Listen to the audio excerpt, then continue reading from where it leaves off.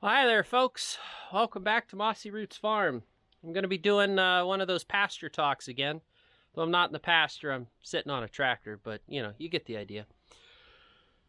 So if you've seen my recent round bale video, you maybe have an idea of all the struggles I've been going through and all the things I've been told and the things that I don't listen to because I do it myself and I find out if I like the results.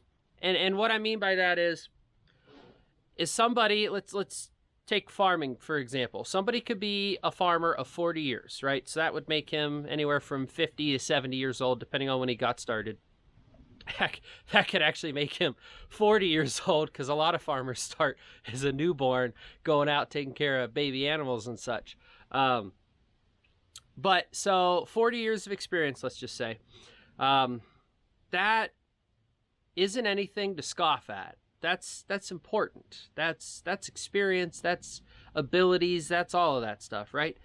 But here's why I take that 40 years of experience with a grain of salt. I'm not doing the same thing they're doing. Oh, well, okay, I shouldn't say. In this exact example, I am not. I'm sure some of you out there may be following, like Greg Judy, for example. I would trust a lot of what Greg Judy says because he does have the experience in regenerative grazing like I am trying to gain. But there's lots of things that I don't agree with him on even. And lots of things that are different with my farm comparative to his farm. But that's why I will listen, I will comprehend, and then I will decide for myself if it is something I want to move forward with. And the reason for that is it's all different. In a perfect example. So I can't show you guys right now because there's a bunch of round bales and stuff in the way, but my pasture or my hay field is 7 acres, I think, either 6 or 7, I forget which one.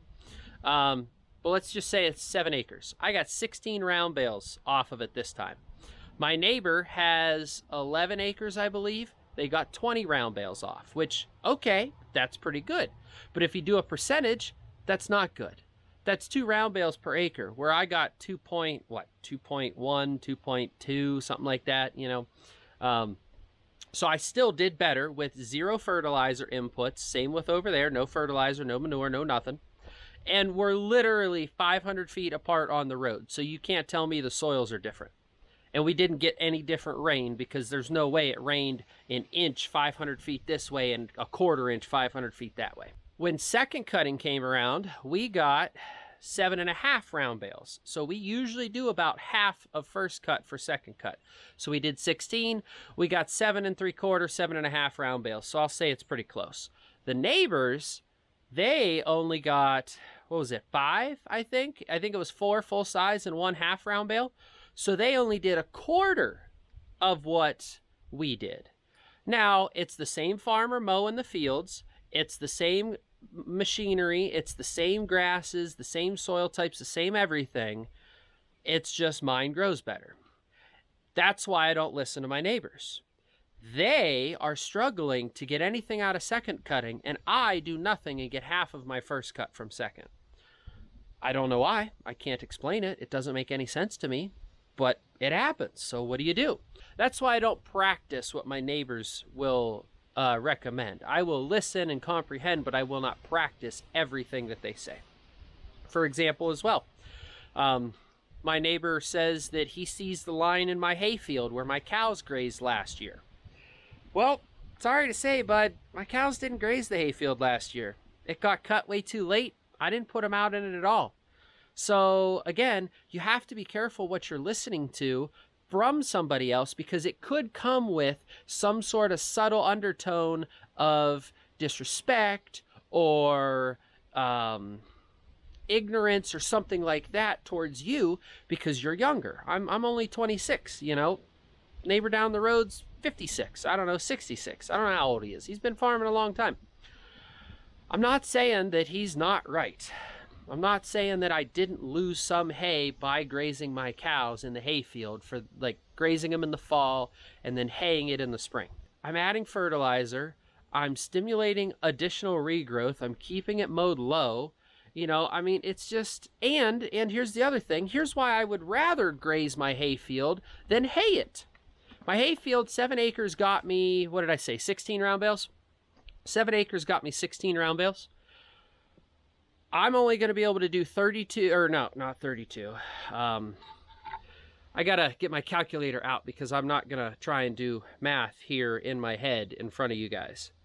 I get about 3 days per round bale with my cows. So that's 48 days, right? So I'm doing about 48 days with the round bales from my hayfield. Let's just say it's 6 acres.